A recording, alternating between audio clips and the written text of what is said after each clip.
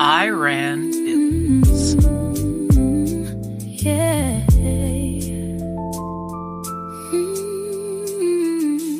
Logging pod starts like a conversation. Cup of coffee with no destination. Just voices trying to understand what's happening across this land. From your stories told to the pages turned. Every question, every word, supported by SheShareStudios.net. Oh, and welcome to the Vlogging Pod. So, let's talk about the Iran agreement. Current reporting indicates this is an interim framework or memorandum of understanding rather than a finalized peace agreement. The framework is intended to begin a 60-day negotiation period while larger issues continue to be negotiated. Now, have you heard about this, Laura? I honestly haven't. The last that I heard was that we were at war, but I haven't really caught up. So this is actually good. Yeah, it's been going on for a while. I mean, I guess they had a time frame that it was supposed to go. Otherwise, it's considered a war because most people have called it a war anyways. Mhm. So the reported framework includes a 60-day, hold on, let me push my button here, 60-day sanction waiver while negotiations continue. Now, here's the interesting part. Iran would reportedly be able to immediately expand oil sales. Hmm. So, yeah. And portions of the sanctions reliefs are moving forward. Now, here's a couple interesting points. This one here I gotta stress on. Okay, so Iran officials have stated that approximately 12 billion in frozen assets would become available under the reported framework.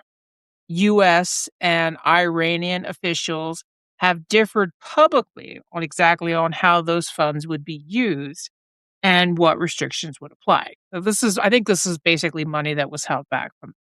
Now, here's the interesting part.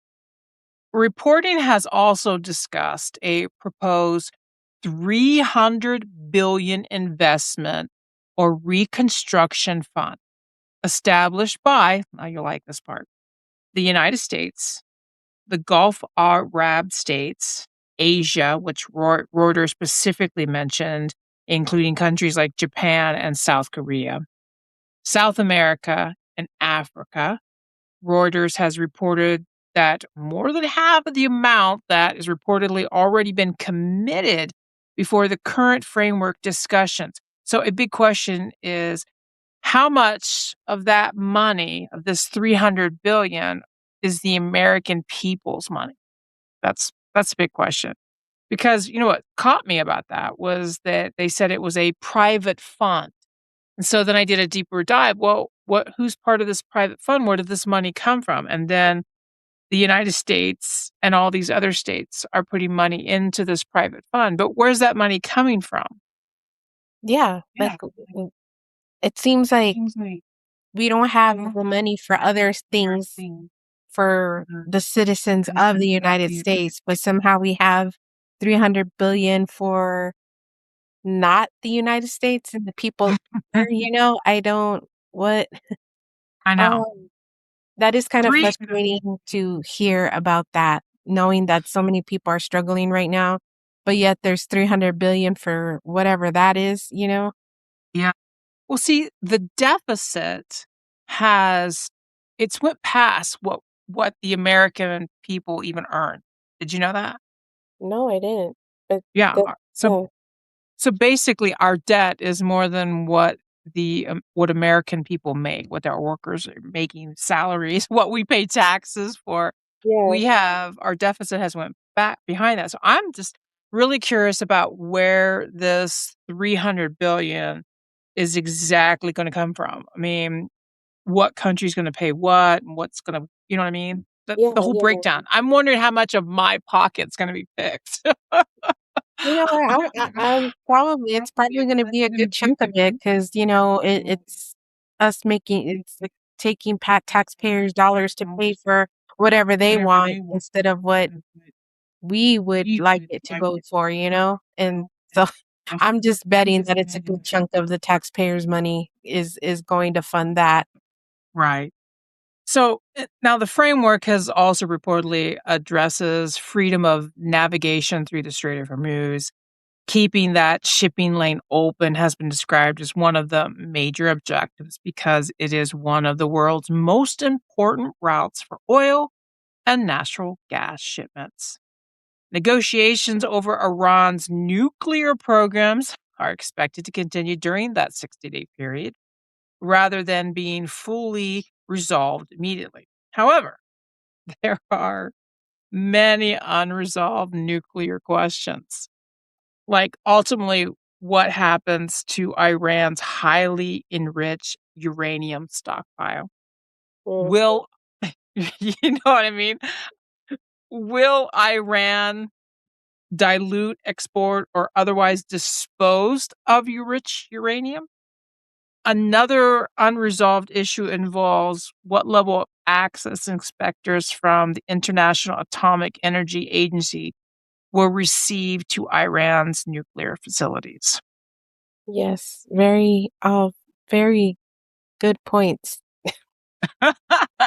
Right. But I haven't even got to the best parts. No, You're there's gonna more. Okay. Yeah, there's more to this doom and gloom. Okay. So, do you know what the war power vote of? Have you heard anything about that? No, I haven't. Okay, so apparently, now this is not the first time that they've done it. There was a couple of times that the Senate has tried to pass war powers. And war powers is basically what they do is because the Senate or our senators, representatives are the ones who control when we're at war.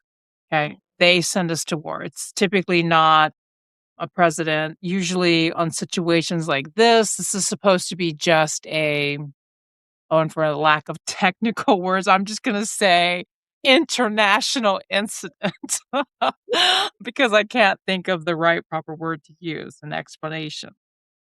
But anyways, basically, it's the Senate who decides whether we go to war. So, running past his so much of days, they tried to do this because they give him so many days, which they are allowed to do it. And I'm not technically sure. I'm pretty sure that we're already past the days for where he was supposed to take this to Senate, and they were decide if it was still a war or if it's a war because it's not really supposed to be Mhm. a war.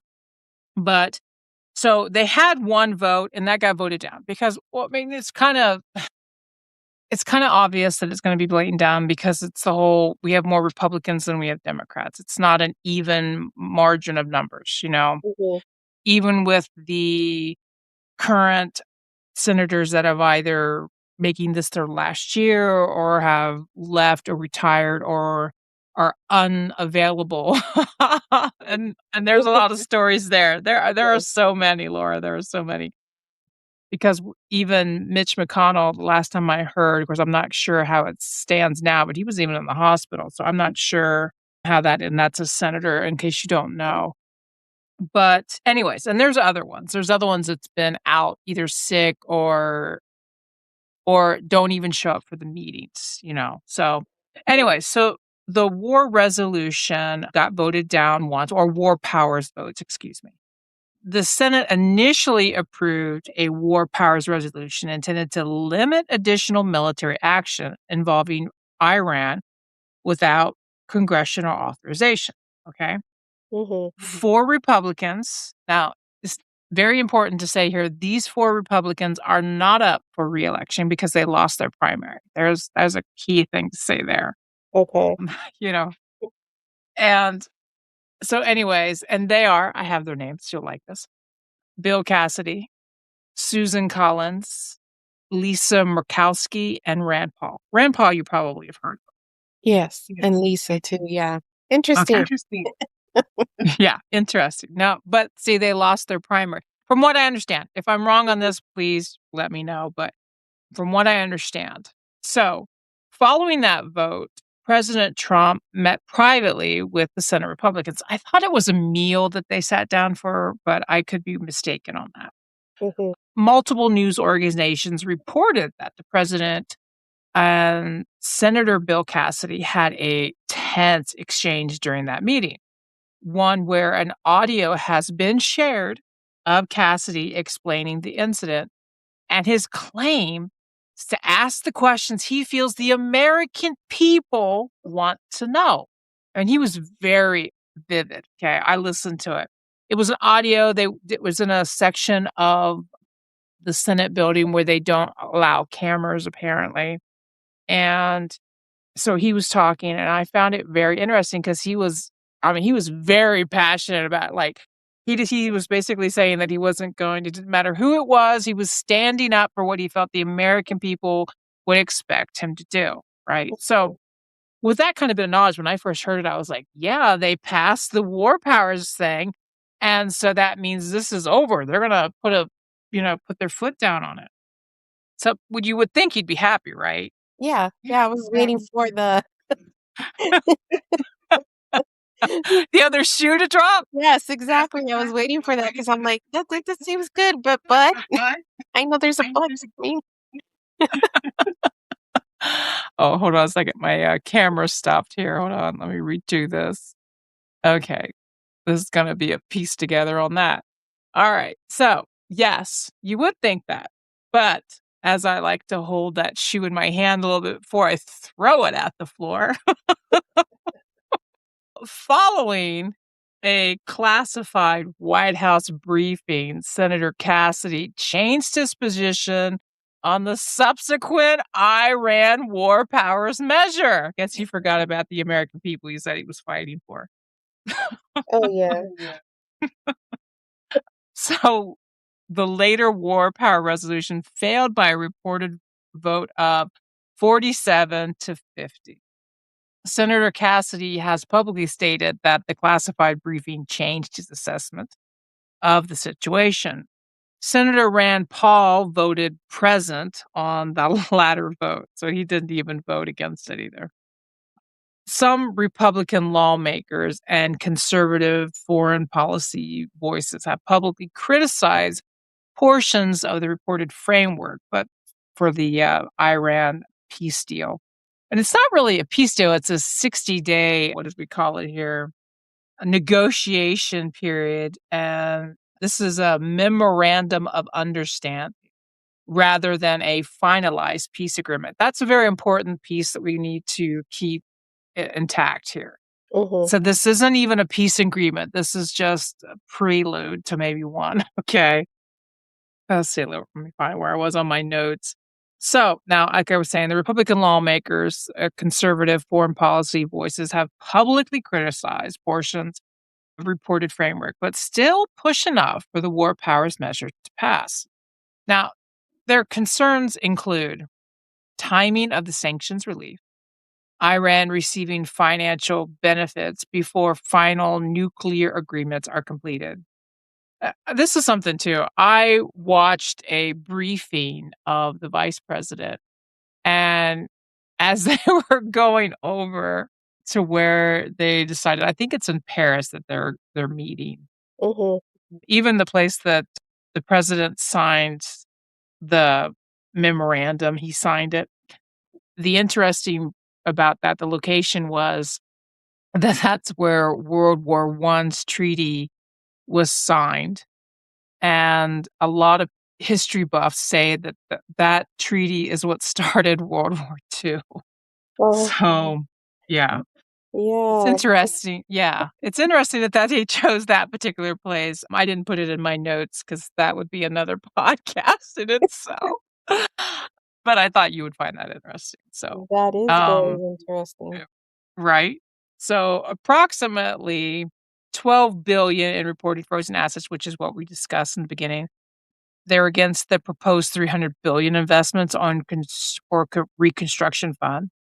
They're against Iran maintaining leverage through the Strait of Hormuz, unresolved inspection requirements, questions surrounding Iran's enriched uranium stockpile, and whether the agreements provide sufficient verification before additional concessions are made. So, yeah. Wow. Yeah, and what I find the most interesting, like I said, is that, again, this is just a framework. This is an interim framework or memorandum of understanding rather than any finalized peace agreement. So, it's kinda like, why were we there again?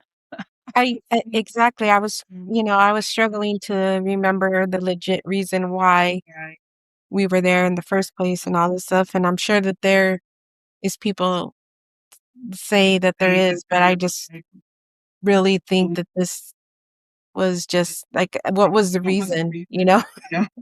I'm like, Right. we're here now. Now, after all that, and for what? And for what? Right. I mean, the biggest thing that it blows my mind is that the head of this administration just kept going on about how they couldn't have nuclear. And then I heard him get up and speak on it when they decided to do this memorandum. Excuse me. He said that, oh, well, they need to defend themselves when they were talking about missiles because at first they were saying they couldn't have certain missiles or what, but then they were like, well, they got to protect themselves. And then the nuclear, there was a statement saying, well, they can do nuclear energy, for to be able to, Mhm. power their cities. So we should let them have nuclear capability to do that. And I'm not a scientist in any way, shape, or form. So I don't know where you go from nuclear power to heat your house to nuclear weapons. I'm not sure how much of a connection, Right. because I mean, I just heard that Ohio was thinking about doing nuclear power, which I'm like, oh, you got to be kidding me. That's not for certain, but still, Yeah. you know what I mean? Yeah. You hear I'm like, yeah, I'm like, how does that all fit together? Where's the common connection? Like, no. Anyways, so that's that.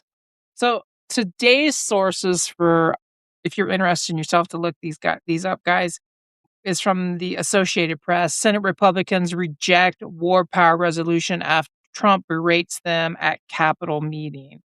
From Reuters, Iran says draft U.S. deal includes oil sanctions waiver, nuclear limits, asset release. Reuters, U.S. Iran at odds on nuclear inspections and frozen assets.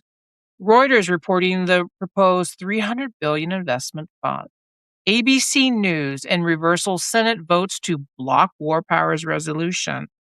Roll call, excuse my pronunciation. Senate joins housing in calling for stop of U.S. war on Iran. International Atomic Energy Agency, IAIEA. That's it. Thank you for listening. Until next time, bye-bye for now.